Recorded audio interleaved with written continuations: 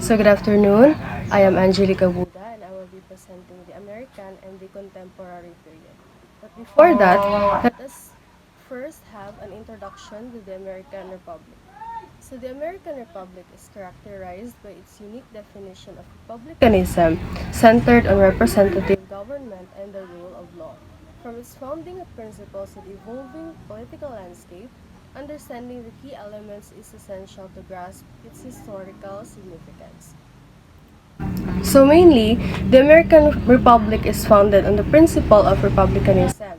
And this republicanism is a system in which the country is governed by elected representatives rather than a monarchy or a direct rule by the people. So this system ensures that authority comes from the citizens, making the government accountable to them. So at its core, the American Republic emphasizes the rule of law, meaning that the laws apply equally to everyone, and regardless of status or position, no one is above the law, and not even the government officials. So this principle ensures fairness, justice, and stability in governance. So from its founding, the American Republic has been shaped by ideals such as freedom, equality, and justice. So over time, these principles have evolved alongside social and political changes and adapting to these new challenges while maintaining their so, so over time these principles have evolved alongside social and political changes, and this makes them adapt to new challenges while maintaining their foundational values. So understanding these elements help us see why the American Republic has had a lasting historical and global influence. So the character so let's move on to the characteristics of the American Republic. So the American Republic embodies key traits which are uh, so let's so there are so the characteristics of the American Republic. So the American Republic embodies key traits. It is natural rights republic. It is a natural rights republic protecting an unalienable citizen rights, devoid of hereditary classes and expensive enough for self-defense. So these attributes contribute to its status as a democratic republic, distinct in its governance and societal structure. So the American Republic the American Republic is defined by several key traits that distinguish its forms from other governments. So first, it is a natural rights republic, meaning it is built on the belief that all individuals are born with unalienable rights, or such as life, liberty, and the pursuit of happiness. So these rights are not granted by the government but are protected by it. And second, it rejects the idea of hereditary classes or aristocracy. So unlike monarchies where power is inherited, the American system promotes equality of opportunity where leadership is based on merit and the will of the people. So and another important characteristic is its size and strength, which allow it to defend itself and maintain independence. And a large and unified republic can better protect its citizens and preserve its sovereignty. So together, these features make the American Republic a democratic republic, combining representation, equality, and the protection of individual rights into a unique and influential system of governance. So the overview of the contemporary period. So the contemporary period in American literature from 1945 to present profoundly questions humanity, explores consciousness, and reflects societal changes. So this era marks a significant shift from modernism, highlighting the impact of global conflicts and evolving social norms. The contemporary period in American literature, it begins around 1945 after the World War II.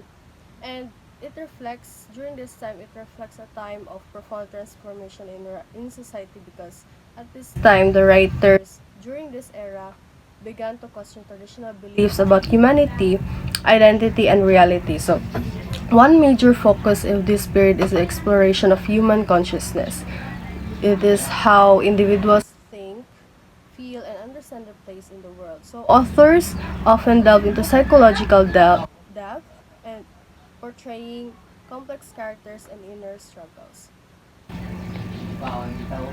So this period also reflects the impact of global conflicts such as World War II and the Cold War, which led to themes of uncertainty, trauma, and moral questioning. So right at this time, writers moved away from the structured styles of modernism and embraced more diverse and experimental forms.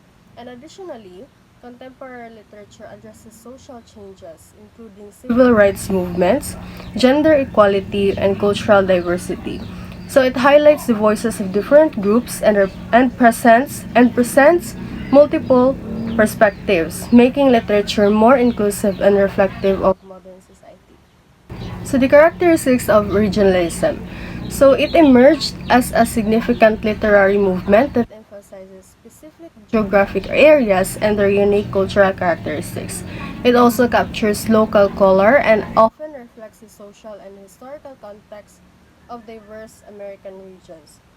In the environment, often highlighting the values and traditions of a specific community. So the regionalism is a literary movement that focuses on a specific geographic area and its unique cultural identity. So one of its key features is the emphasis of the local color, which includes detailed descriptions of the setting, the customs, and the traditions, and also the dialects of a particular region. And this helps bring authenticity to this story and allows readers to experience the environment vividly because it was depicted clearly and vividly the settings, all of those which are included in that specific place. So, the regionalist literature often reflects the social and historical context of a place. It shows how events such as war, economic changes, or cultural traditions shape the lives of the people living there. And also another important characteristic is a focus on the relationship between characters and their environment.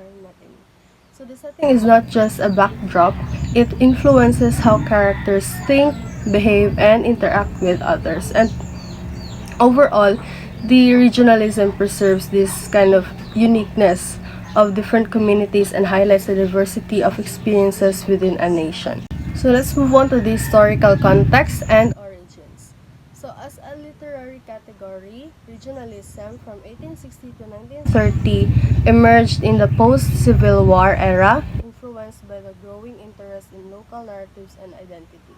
So the critics often trace its roots to the antebellum period, indicating a long-standing presence in American storytelling. In the late 19th century, the term gets used interchangeably with local color to designate stories in relatively underdeveloped areas, coastal New England, the South, the Midwest, and California. So regionalism developed as a major literary movement between 1860 and 1930, particularly after the American Civil War. And during this time, there was a growing interest in capturing the distinct identities of different regions across the United States. And after the war, the country experienced significant social and cultural changes. So the writers began to document local traditions and ways of life that were at risk of disappearing due to industrialization and modernization. And although regionalism became prominent during this period, its roots can be traced back to the antebellum era, showing that interest in local storytelling existed even earlier.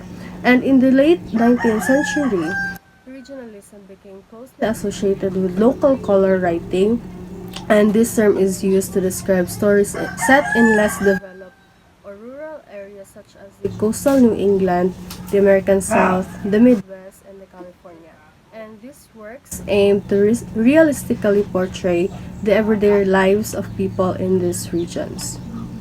So we also have the most notable authors in the regionalism. So the first one is Sarah Orne Jewett, although there is a typo here in this part. So Sarah Orne Jewett is one of the most notable regionalism authors, and her work is The Country of the Pointed Firs, which portrays life in a small coastal town in Maine. And her writing focuses on the simplicity and quiet beauty of rural life, emphasizing the importance of community and human connection. So the second most notable regionalism authors is Charles Chesnutt. And Chesnutt was the first African American fiction writer published in the prestigious Atlantic Monthly. And his works often address African American life in the South, using regionalism to challenge social norms and racial stereotypes. So Charles Chesnutt, as one of the most notable regionalism authors, was a pioneering African American writer and one of the first to be published in a major national magazine.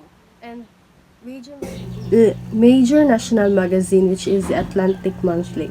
And his works focus on the experiences of African Americans in the southern United States, particularly during and after the era of slavery. So Chestnut uses regionalism not just to describe a place, but to challenge social norms and racial stereotypes. So his stories reveal the complexities of race relations and highlight issues such as inequality, discrimination, and identity.